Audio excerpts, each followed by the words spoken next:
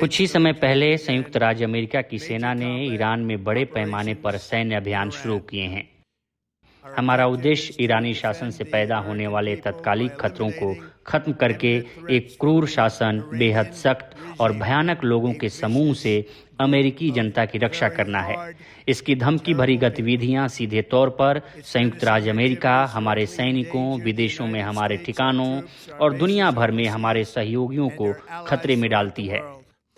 For 47 years, the Iranian regime has chanted death to America and waged an unending campaign of bloodshed and mass murder. जिसमें संयुक्त राज्य America, हमारे सैनिकों और कई देशों के निर्दोष लोगों को निशाना बनाया गया।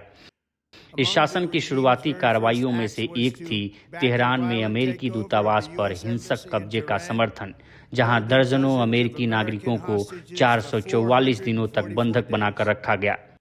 1983 में ईरान के प्रॉक्सी संगठनों ने बेरूत में मरीन बैरक पर बम धमाका किया, जिसमें 241 अमेरिकी सैनिक मारे गए। साल 2000 में वे जानते थे और शायद यूएसएस कोल पर हुए हमले में शामिल भी थे। कई लोग मारे गए। ईरानी बलों ने इराक में सैकड़ों अमेरिकी सैनिकों को मारा और अपंग किया। इस शासन के प्रॉक्सी संगठनों ने हाल के वर्षों में मध्य पूर्व में तैनात अमेरिकी सेनाओं पर अनगिनत हमले जारी रखे हैं। साथ ही अंतर्राष्ट्रीय समुद्री मार्गों में अमेरिकी नौसैनिक और व्यावसायिक जहाजों को भी निशाना बनाया गया है।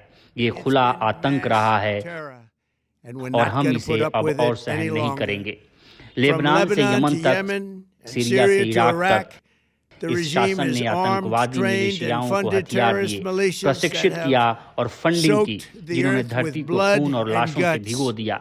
और ईरान के ही प्रॉक्सी संगठन हमास ने 7 अक्टूबर को इजराइल पर राक्षसी हमले किए, जिनमें 1000 से अधिक निर्दोष लोग मारे गए। इनमें 46 अमेरिकी नागरिक शामिल थे और हमारे 12 नागरिकों को बंधक बनाया गया।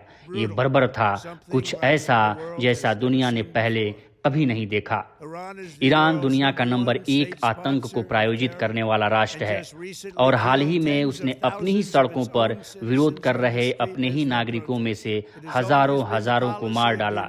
ये हमेशा से संयुक्त राज्य अमेरिका की नीति रही है, खास तौर पर मेरे प्रशासन की, कि ये आतंकवादी शासन कभी भी परमाणु हथियार हासिल करने के काबिल नहीं है। मैं फिर कहता हूँ, वे कभी परमाणु हथियार नहीं हासिल कर पाएंगे। इसी वजह से पिछले जून में ऑपरेशन मिडनाइट हैमर के तहत हमने फोर्डो, नतांज और इस्फहान में ईरान के परमाणु कार्यक्रम को पूरी तरह तबाह कर दिया।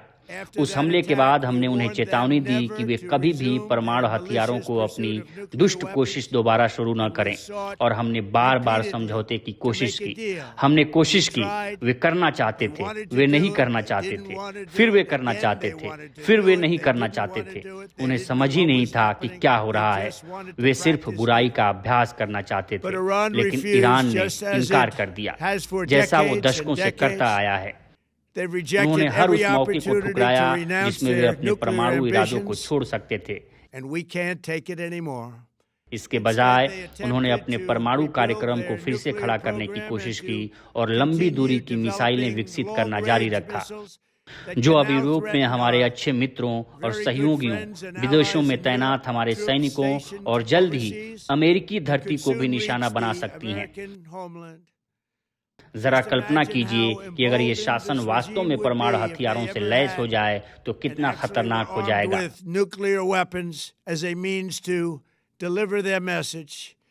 इन्हीं कारणों से संयुक्त राज्य अमेरिका की सेना ने इस बेहद दुष्ट, कट्टर तानाशाही शासन को अमेरिका और हमारे मूल राष्ट्रीय सुरक्षा हितों को खतरा बनने से रोकने के लिए एक विशाल और जारी सैन्य अभियान शुरू किया है।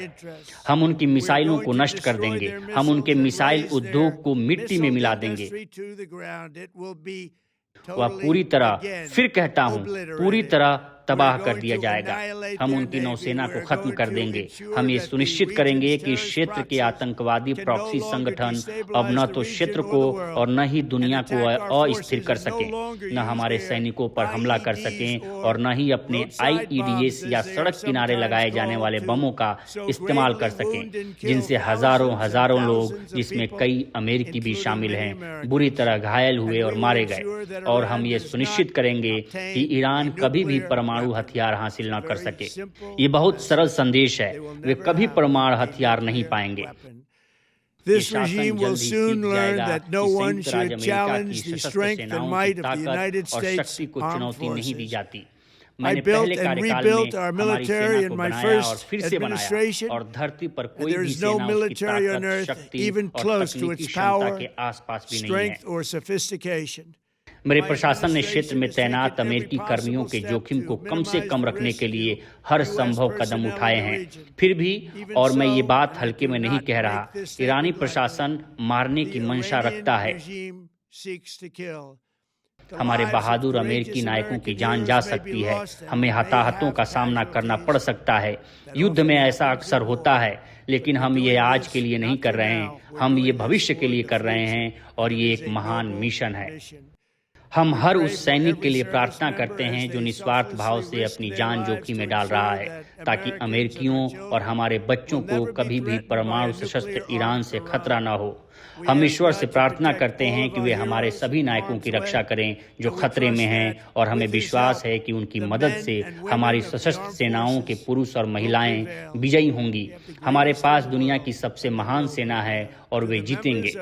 इस्लामिक रिवोल्यूशनरी गार्ड, सशस्त्र बलों और सभी पुलिस कर्मियों से मैं आज रात कहता हूं, अपने हथियार डाल दीजिए और आपको पूर्ण प्रतिरक्षा दी जाएगी, या फिर निश्चित मृत्यु का सामना कीजिए तो हथियार डाल दीजिए। आपके साथ निष्पक्ष व्यवहार होगा और पूरी छूट मिलेगी, या फिर आपको निश्चित मौत का सामना करना पड़ेगा। Finally, to the great, proud people of Iran, I say tonight that the hour of your freedom is at hand. Stay sheltered. Don't leave your home. It's very dangerous outside. Bombs will be dropping everywhere. जब हम अपना काम पूरा कर लेंगे तो अपनी सरकार अपने हाथ में ले लीजिएगा। वह आपकी होगी। शायद पीढ़ियों में यह आपका एकमात्र मौका होगा। कई सालों से आप अमेरिका से मदद मांगते रहे, लेकिन आपको कभी मदद नहीं मिली। कोई राष्ट्रपति वह करने को तैयार नहीं था जो मैं आज रात करने को तैयार हूँ। अब आपके पास एक ऐसा राष्ट्रपति है जो आपको वही दे रहा जो आप चाहते थे।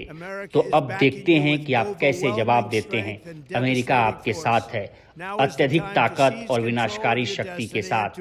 अब समय है अपने भविष्य पर कब्जा करने का, एक समृद्ध और गौरवशाली भविष्य को मुक्त करने का जो आपके हाथों की पहुंच में है। ये कार्रवाई का क्षण है, इसे जाने मत दीजिए। ईश्वर अमेरिका की सशस्त्र सेनाओं के बहादुर पुरुषों और महिलाओं को आशीर्वाद दें। ईश्वर संयुक्त राज्य अमेरिका को आशीर्वाद दें। ईश्वर आप सभी को आशीर्वाद दें। धन्यवाद।